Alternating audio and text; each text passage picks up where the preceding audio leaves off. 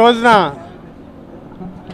5 సంవత్సరాలు మంత్రిగా చేసినటువంటి గుమ్మనూరు జయరాం గారు పార్టీకి రాజీనామా చేయటం చాలా బాధాకరమైన విషయం.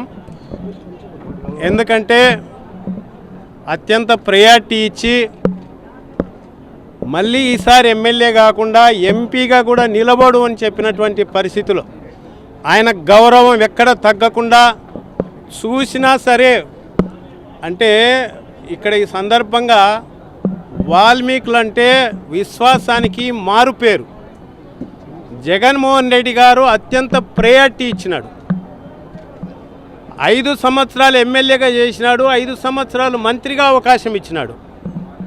అయినా సరే తల్లిపాలు తాగి రొమ్మును గుద్దినటువంటి విధంగా ఇవాళ 5 సంవత్సరాలు మంత్రి పదవిగా అనుభవించి అక్కడ ఇవాళ ఆయన అనేది ఏంటంటే బీసీలకు ఏదో అని, అంటే ఈయన 5 సంవత్సరాలుండి మళ్ళీ ఇంకా ఆయనకే ఇస్తే బీసీలకు న్యాయం జరిగినట్టు, లేకపోతే న్యాయం జరగనట్టుగా ఇవాళ అక్కడ ఈయనను తీసేసి ఇంకొక వాల్మీకి సోదరునికి అవకాశం ఇచ్చినది.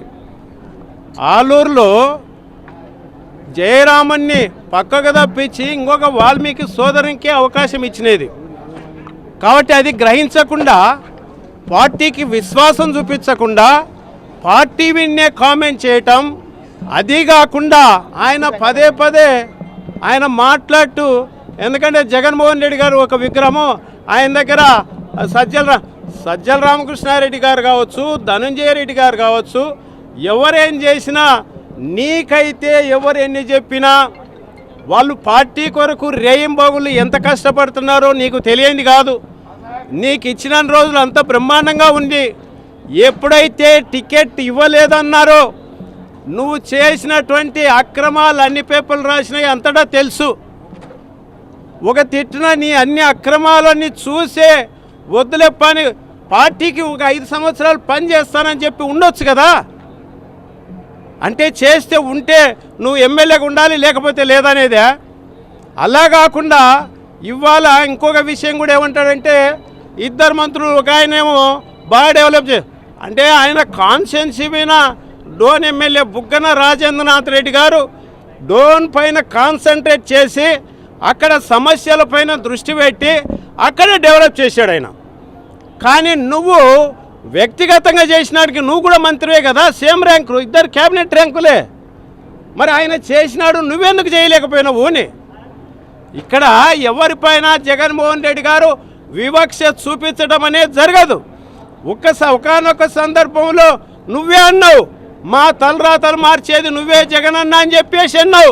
సాయిబాబాతో పోల్చినావు, వాల్మీకి మార్చుతో పోల్చినావు, ఇంకొకరితో పోల్చినావు, రకరకాలుగా అందరితో నువ్వే పోల్చినావు కదా నీ నోటి నుంచి. మరి ఇవాళ ఎట్లా సేదైనాడు జగన్మోహన్ రెడ్డి గారు? కాబట్టి అది కాదంటే కేవలం స్వలాభం తప్ప పబ్లిక్ కూడా అక్కడ నువ్వు ప్రజా సమస్యలపైన దృష్టి పెట్టలేదన్న సంగతి అర్థమైపోతుంది. ఇది ఓనిచ్చి నువ్వు ఇక్కడ కాకుండా ఇంకొకటి కూడా ఇప్పటికి కూడా నువ్వు నిజంగా పార్టీని ఇంత వాడుకొని వదిలేసి వెళ్ళిపోయే సందర్భంలో కూడా చంద్రబాబు నాయుడు నిన్ను మంచిగా చూస్తాడా? జగన్మోహన్ రెడ్డి గారు చూసినంత ప్రేమగా నిన్ను ఎవరు చూడలేరు. నువ్వు నిజంగా అదేగిన అయితే నువ్వు ఆలూరు ప్రజలు నిన్ను బాగా ఆదరిస్తుంటే టికెట్ తెచ్చుకో ఆలూరు పైన, మళ్ళీ ఆలూరు పైన నిలబడదు. మేము ఇచ్చింది, మేము అక్కడ ఒక బీసీ సామాజిక వర్గానికి, బోయ సామాజిక వర్గానికి సంబంధించినటువంటి వ్యక్తికే టికెట్ ఇచ్చినావు కదా. నువ్వు కూడా ఆలూరుకి తెచ్చుకొని గెలువు, అప్పుడు చూడొచ్చు కదా నువ్వు ఎంత ఏం చేసినావు, ప్రజల్ని వైపున ఎంత ఉన్నారనేది. ఇది గ్రహించుకోకుండా మాట్లాడటం అనేది చాలా రాంగు. ఇవాళ బీసీలు కానీ, ఎస్సీలు కానీ, ఎస్టీలు కానీ, మైనార్టీలు కానీ ఎవరైనా సరే వాళ్ళ యొక్క ఆత్మగౌరవం పెంచే విధంగా జగన్మోహన్ రెడ్డి గారు పనిచేస్తున్నారన్న సంగతి గుర్తెరగాల. మీరు వెళ్ళినారు, మీకు ఏదో స్వలాభం కొరకు మీ యొక్క సొంత వ్యవహారాల కొరకు వెళ్ళినారు. కానీ మీరు వైసీపీ మీద కామెంట్ చేయటం అనేది మంచి పద్ధతి కాదన్న సంగతి తెలియజేస్తున్నాం. Thank you.